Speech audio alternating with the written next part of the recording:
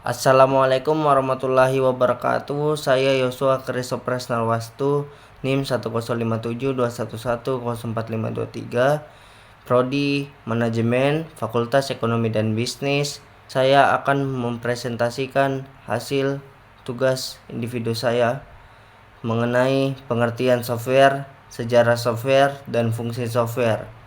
Yang pertama ialah pengertian software.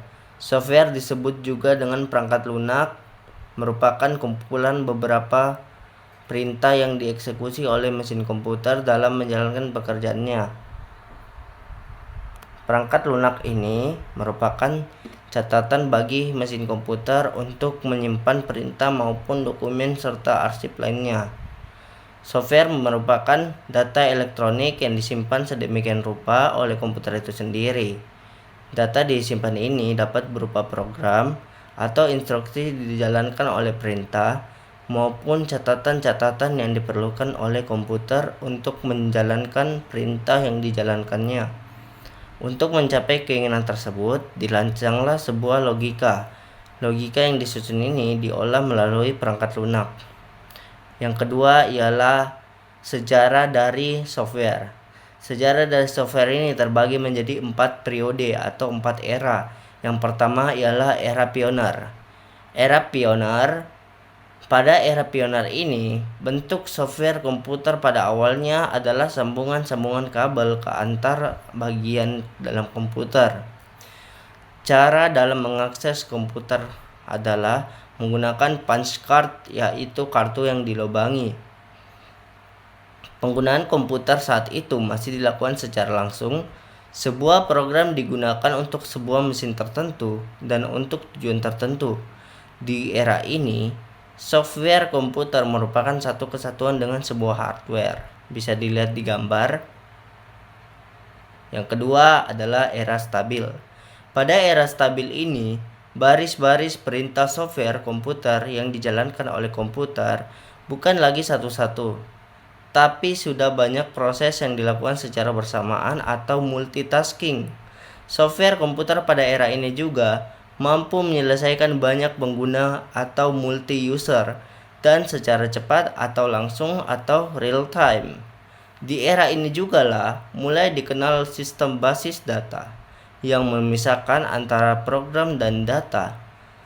Ini contoh dari era stabil seperti yang digambar. Mungkin contohnya tidak begitu jelas.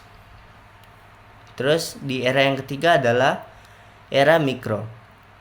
Pada era mikro ini, software komputer dapat dibedakan menjadi beberapa bagian. Yaitu pada era ini software komputer sudah terpecah ke beberapa bagian. Sudah banyaklah dibikin software-softwarenya, dibikin jenis-jenisnya, dan dibikin juga fungsi-fungsinya dari software tersebut. Contohnya yaitu software system seperti Windows, Linux, Macintosh, dan lain-lain. Kalau software aplikasi itu MS Office, Open Office, dan lain-lain. Dan language software atau bahasa pemrograman seperti Assembler, Visual Basic, Delphi, dan lain-lain. Ini adalah contoh dari era mikro, yaitu ada Windows, ada Apple, ada Linux, ada Windows Vista, ada Windows 7, Windows XP, Windows 95, iOS, Macintosh, Android, Ubuntu, Red Hat. Oke, kita lanjut kepada era yang terakhir, yaitu era modern. Pada era modern ini, software komputer tidak hanya untuk sebuah komputer, tapi sebuah handphone pun telah dilengkapi sebuah software sistem seperti Android, Symbian, dan lain-lain.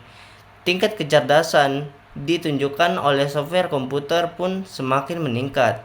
Selain permasalahan teknis, software komputer sekarang juga mulai mengenal suara dan gambar. Contoh dari era modern ini bisa dilihat di layar, ada Mac, Android, Unix, Symbian, iOS, FreeBSD, dan Obada, dan lain-lain. Seperti ada yang digambar. Selanjutnya, kita akan lanjut ke fungsi software. Fungsi software. Yang pertama, software menyediakan fungsi dasar untuk kebutuhan komputer yang dapat dibagi menjadi sistem operasi atau sistem pendukung. Yang kedua, software berfungsi untuk mengatur beberapa hardware untuk bekerja secara bersama-sama. Yang ketiga, sebagai penghubung antara software-software yang lain dengan hardware.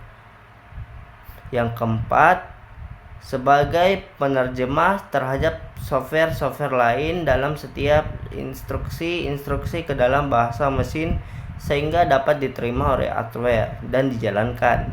Yang keenam, mengidentifikasi program. Yang kesatu ini maksudnya adalah software ini berguna untuk bisa menjalankan komputer seperti biasanya. Kalau software tidak ada, hardware tidak bisa mendapatkan perintah untuk menjalankan sebuah sistem operasi. Software ini juga adalah sistem pendukung dari komputer ini. Jadi kalau tidak ada software, komputer tidak akan bisa jalan atau sulit jalan. Yang kedua itu software berfungsi dalam mengatur berbagai hardware untuk bekerja bersama-sama.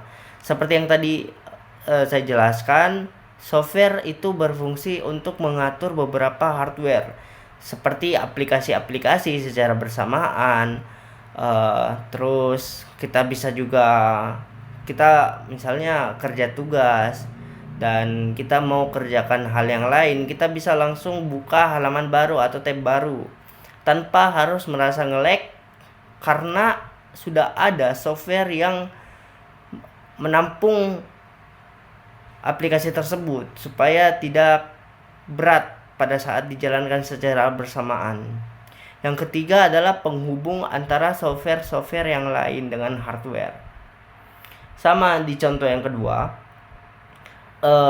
jika tidak ada software, aplikasi yang lain itu bakal sulit dijalankan dan mungkin lag atau crash atau mengalami kerusakan atau force close, tertutup secara terpaksa.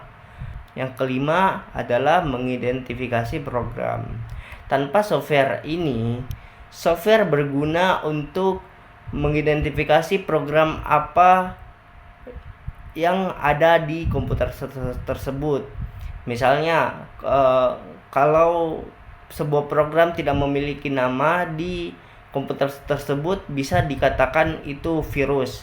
Dan software bisa membantu untuk mengatasi hal tersebut. Misalnya dia bisa mendeteksi program yang tidak dikenal, itu tidak memiliki nama. Dan kalau program yang diidentifikasi memiliki nama, berarti itu sudah terekam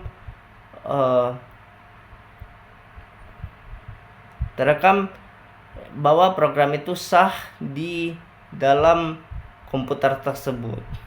Sekian presentasi dari saya. Maaf jika ada kekurangan kata dan ada penjelasan saya yang kurang lengkap. Bisa kalian cari di video-video lainnya. Terima kasih telah menonton. Assalamualaikum warahmatullahi wabarakatuh.